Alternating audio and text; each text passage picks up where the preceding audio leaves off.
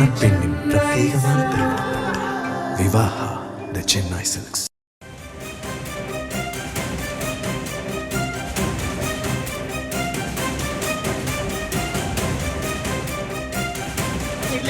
ஆனா எய்ம்ஸ் உங்களுக்கு மிக தீவிரமா சொல்லிட்டோம்னா எல்லாமே 11 மருத்துவக் கல்லூரி மட்டுமல்ல, இன்னைக்கு இந்தியாவில் அதிகப்படியான அரசு மருத்துவக் கல்லூரி இருக்கக்கூடிய ஒரு மாநிலமும் தமிழகம் தான்.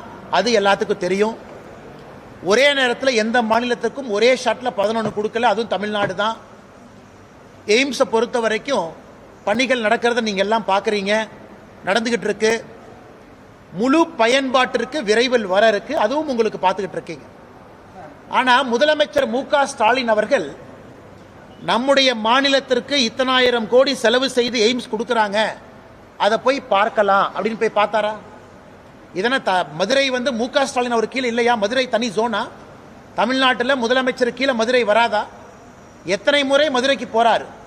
ஒரு முறையாவது முதலமைச்சர் அவர்கள் எய்ம்ஸ் கட்டடம் எங்க வேலை நடக்குதோ போய் எட்டி பார்த்து அந்த இன்ஜினியரை கூப்பிட்டு அரசு அதிகாரிகளை கூட்டிட்டு போய் என்ன நடக்குதுன்னு பார்க்கலாமே?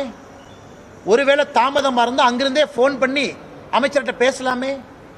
இத்தனை முறை 5 ஆண்டுகளை எத்தனை முறை தமிழ்நாட்டின் முதலமைச்சர் திரு மு.க. ஸ்டாலின் மதுரை போயிருக்கிறார், அந்த எய்ம்ஸ் பக்கம் போயிருக்கிறாரா? அதனால முதலமைச்சர் மு.க. ஸ்டாலின் அவர்களை பொறுத்தவரை எய்ம்ஸ் வரக்கூடாது என்பதற்காக 4 ஆண்டு காலமா வேலை பார்த்தார். எய்ம்ஸ் பகுதிக்குள்ள இருக்கக்கூடிய மரத்தை கட் பண்றதுக்கான லைசன்ஸே கொடுக்கல. அவங்க மரத்தை கட் பண்றதுக்கு 1.5 வருஷம், லேண்டை எடுப்பதற்கு டிலே, ஒன்றொன்றும் கூட மாநில அரசு எவ்வளவு டிலே பண்ண முடியுமோ, எவ்வளவு மோசமாக காலம் தாழ்த்த முடியுமோ, அங்க இருக்கக்கூடிய பஞ்சாயத்து ஆரம்பித்து எல்லா தமிழ்நாட்டு அரசனுடைய துறைகளை வைத்து அவ்வளவு வேலை செஞ்சு பார்த்தாங்க. அதையெல்லாம் தாண்டி இன்னைக்கு எய்ம்ஸ் நிக்குது. அதனால எங்களுக்கு வேண்டாம், அது வரலின்னு சொல்றது எழுதுங்கண்ணா.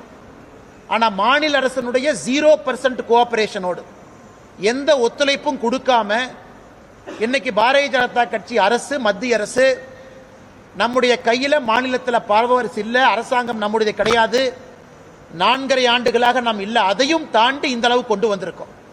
அதனால குற்றம் சாட்டக்கூடிய முதலமைச்சர் எய்ம்ஸை பார்வையிட்டு குற்றம் சாட்டினா நாங்கள் ஏத்துக்கிறோம். எய்ம்ஸ் பக்கமே போகாதவர் வெறும் அசம்பிளியில மட்டும், லெஜிஸ்லேட்டிவ் அசம்பிளியில மட்டும் மைக் எடுத்து பேசுறவர், மேடையின் மீது பேசுறவர், கொஞ்சம் கூட அக்கறை இல்லாத முதலமைச்சராக தான் இருந்திருக்கிறாங்க. அதனால எய்ம்ஸ் மிக மிக விரைவில் மக்கள் பயன்பாட்டுக்கு வர இருக்கிறது, அதில் எந்த மாற்று கருத்தும் இல்லை.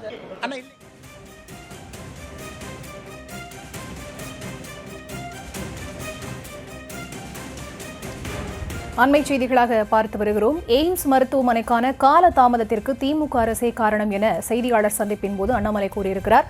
மணப்பெண்ணின் பிரத்யேகமான திருமணம் விவாஹா தி சென்னை சில்க்ஸ்.